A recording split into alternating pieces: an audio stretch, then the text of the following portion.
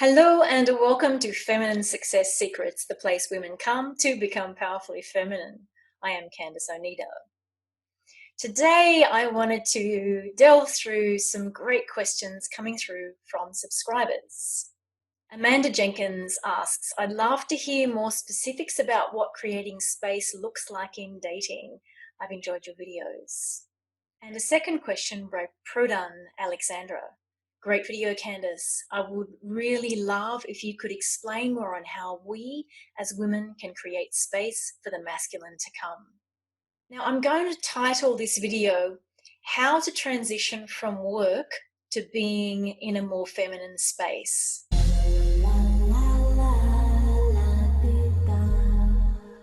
The reason why I'm going to put it under that banner is, well, let's face it, girls, we still go into our masculine in work. And that's okay. I'm not here to say, oh, we're a failure because we're still using masculine constructs to work in our daily work life and be successful. I am always an advocate for there's space for the masculine pieces, there's space for the feminine pieces. It's just that when we're always in our masculine, that's when our lives, our energy, our relationships, and our bodies suffer. So if we've found that in our daily life we've gone more into the masculine to achieve things, to meet the goals, to be strategic, to be doing and going, then what at least we need to learn how to do is to create this sense of a transitional space between that, the work way of doing things, and life and relationships. Now, look, I'm all for creating a work environment that brings more of the feminine qualities in, but this is not what this video is about. We're talking about how do we transition from that into this. So let's use the example that Amanda asked about, which is about dating. So let's say I've been working all day, I'm a corporate woman, I've been out there doing, working hard, strategic, being in meetings, going. I'm all suited up and I'm going out to a date. Well, I do have a suggestion, which is firstly, change, as in put something else on. If you can, even better, one step more removed. Go home, take a shower, even better, take a bath, turn down the lights, put some essential oils in, play some music, move your body. So, I talk a lot about the embodiment side of the feminine piece. So if you find yourself going in the masculine is very about straight lines and directional. It's all about getting from here to there in the straightest possible line that you can. And yet the feminine is more about this sort of movement, curving lines piece. So if we've been in that directional part of ourselves, the question is, how do we get that sense of the curvy movement piece? Now, for me, like if I had been in that situation and I find myself in a little bit of the rigidity kind of space, go and crank the tunes, right? Turn on your favorite little sensual or sexy or dancey, whatever kind of music that feels really cool and fun to you. Go and turn it on and go and have a naked dance break. That's my suggestion. That will be the fastest way to get you out of man mode and get you into the fem operating system. And then the bath and the shower, because just, the act of the water. See, water is a feminine concept in and of itself. The water will sort of actively wash off the day. And then you can, gently, sensually put oils or moisturizer on your body, remake yourself up. Get into something that feels good in your body, Put something on that feels sensual, feels nice to you, feels like how you want to feel in your feminine orientation as you then head out to the date, okay?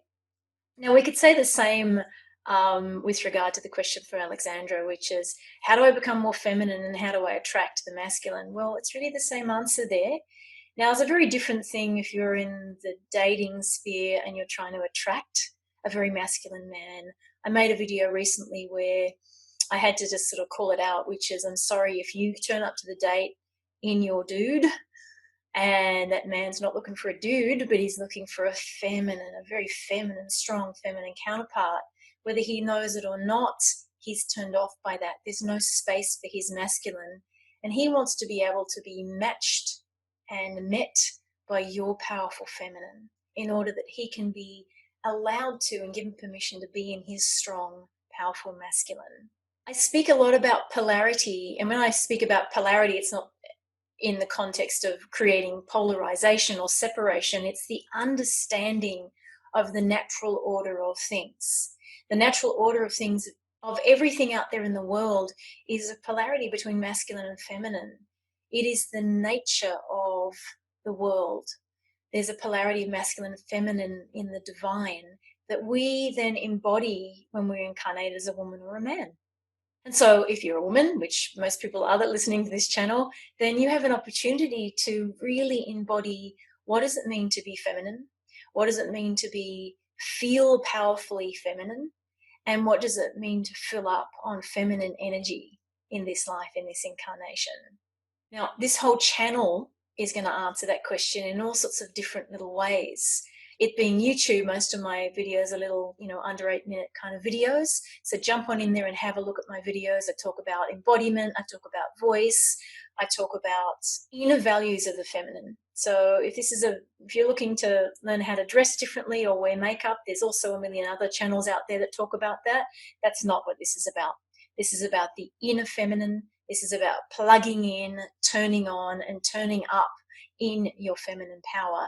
And it is all about inner values. The adornment piece of the feminine is super fun, but it's about what happens on the inside first that will actually change your life, change your relationship to yourself and your relationships, and it will change your relationship to all of the things around the feminine, which is that of receptivity, that of surrender, the learning about your power, and that your power source has a lot to do with your sexual energy as a woman, and that vulnerability is a position of power, not weakness. And these things are actually being called to by us from the planet at the moment. And as women, we're the ones here leading the way for how to do that and how to be that in yourself. Now, necessarily, feminine power is not something that you're supposed to do on your own. A big aspect of the feminine is the building and development of community, and that's exactly what this channel is about. So what I'd love you to do today is to put a comment below on your experiences of how you transition from work into being more feminine, whether it's to date or in your existing relationship. We'd love to hear your comments. Comment below. If you like the video, give me a thumbs up. And if you haven't subscribed, I encourage you to subscribe over here. And remember, when you have the courage to go out there and shine, you give others permission to do the same. So let's all go out there and shine this week. Bye-bye for now.